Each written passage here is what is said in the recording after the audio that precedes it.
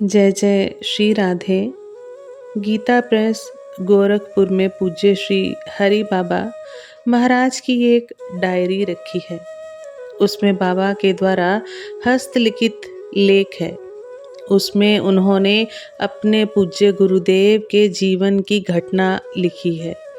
वृंदावन की सेवा कुंज की घटना है। सेवा कुंज में एक बार बाबा ने रात बिताई कि देखो तो सही रास होता है क्या। कहते हैं एक दिन रात भर रहे, कुछ नहीं दिखा, तो मन में ये नहीं आया कि ये सब झूठ है। दूसरे रात फिर बिताई। मंदिर बंद होने पर लताओं में छुपकर रात बिताई। उस रात कुछ ना के बराबर मध्यम मध्यम अनुभव हुआ, एकदम ना के बराबर। उस दिव्य संगीत को सुना, लेकिन उस संगीत के स्वर लहरियों का ऐसा प्रताप हुआ कि बाबा मूर्छित हो गए। जब सुबह चेतना में आए और मन में आया कि अब दर्शन तो करना है, ऐसा संकल्प ले लिया।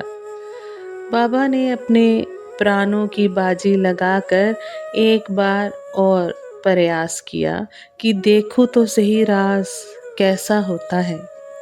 तो इस तीसरी रात श्री हरि बाबा के पूज्य गुरुदेव लताओं के बीच कहीं छुप गए।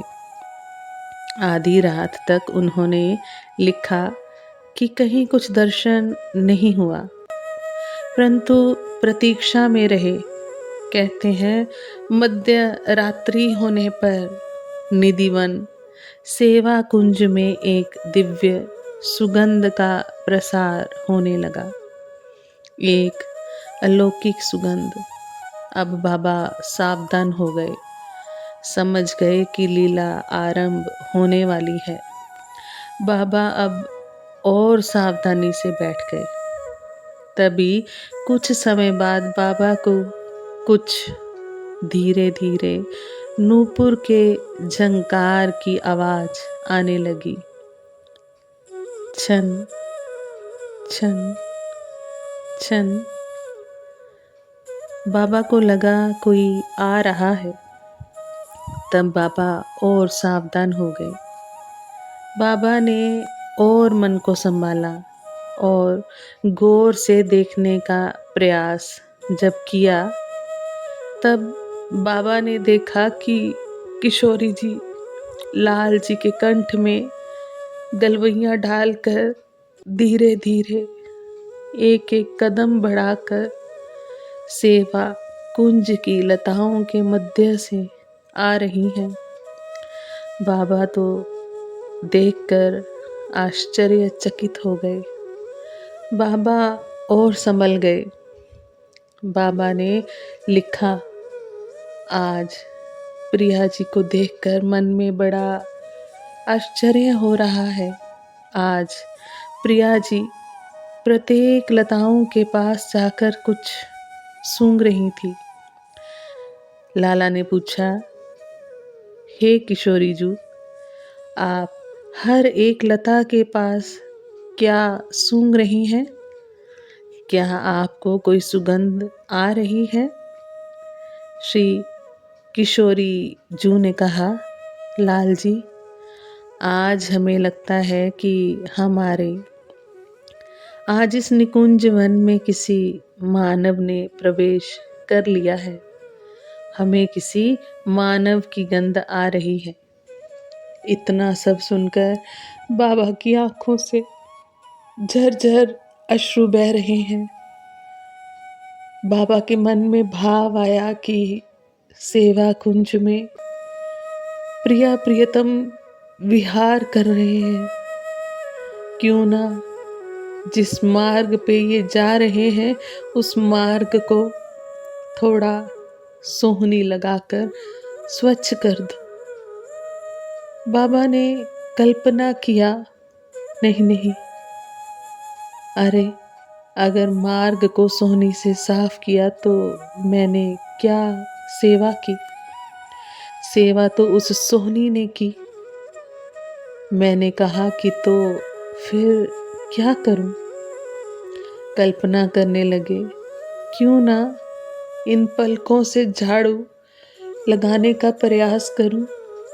फिर ध्यान आया, इन पलकों से लगाऊंगा तो इन पलकों को श्रेय मिलेगा। आखिर मैं क्या करूं। आंखों से अश्रु प्रवाह होने लगे कि मैं कैसे सेवा करूं। आज साक्षात प्रिया प्रियतम का विहार चल रहा है। मैं सेवा नहीं कर पा रहा। कैसे सेवा करूं। उसी क्षण प्रिया जी ने कहा, लाल जी, आज हमारे नित्य विहार का दर्शन करने के लिए कोई मानव प्रवेश कर गया है। किसी मानव की गंध आ रही है। उधर तो बाबा की आंखों से अश्रु बह रहे थे और इधर लाल जी प्रिया जी के चरणों में बैठ गए। लाल जी के भी अश्रुपात होने लगा। प्रिया जी ने पूछा, लाल जी, क्या बात है। आपके अश्रु कैसे आने लगे। तब श्री जी के चरणों में बैठ गए श्याम सुंदर। नतमस्तक हो गए श्याम सुंदर जो। तब उन्होंने कहा, श्री जी, आप जैसी करुणामयी सरकार तो केवल आप ही हो सकती हैं। अरे, आप कहती हो कि किसी मानव की गंध आ रही है। हे श्री जी, जिस मानव की गंध आपने ले ली, फिर वो मानव रहा क्या। उसे तो आपने अपनी सखी रूप में स्वीकार कर लिया। श्री जी ने कहा, चलो फिर उस मानव की तरफ। कहते हैं बाबा तो आंख बंद कर ध्यान समाधि में रो रहे हैं कि क्या सेवा करूं। तभी दोनों युगल सामने प्रकट हो गए। कहे, बाबा, रास देखने ते आए हुए। ना बाबा बोल पा रहे हैं, ना कुछ कह पा रहे हैं। अपलक निहार रहे हैं।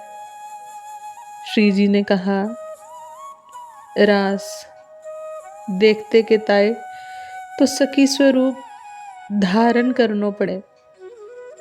सखी बनोगे बाबा। कुछ नहीं बोले। बाबा करुणामयी सरकार ने कृपा करके श्री जी अपने हाथ से अपनी प्रसादी चंद्रिका उनके मस्तक पर धारण करा दी। इसके बाद बाबा ने अपनी डायरी में लिखा, इसके बाद जो लीला मेरे साथ हुई, ना तो वो वाणी का विषय था और ना वो कलम का विषय था। ये सब स्वामी जी की कृपा से निवृत्त निकुंज की लीलाएं प्राप्त होती हैं। स्वामी जी के रस प्राप्ति के लिए इन 7 को पार करना होता है।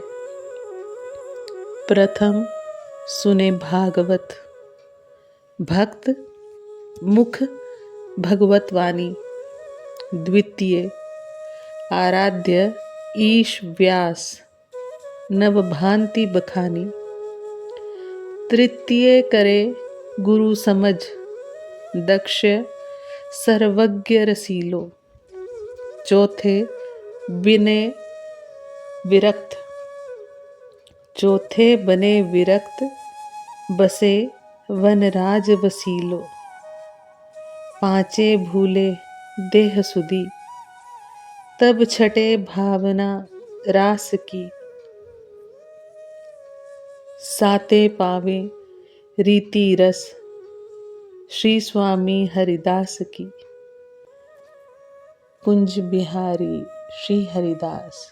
बहुत ही सुंदर प्रसंग। बार बार मनन और चिंतन करके अपने हृदय में, अपने आचरण में इन 7 सूत्रों को अपने हृदय में, अपने आचरण में गुरु कृपा से धारण करने का प्रयास करना चाहिए। आप सभी वैष्णव जन को श्री हरिवंशी श्री सद्गुरु देव भगवान की जय हो। जय जय श्री हित हरिवंश।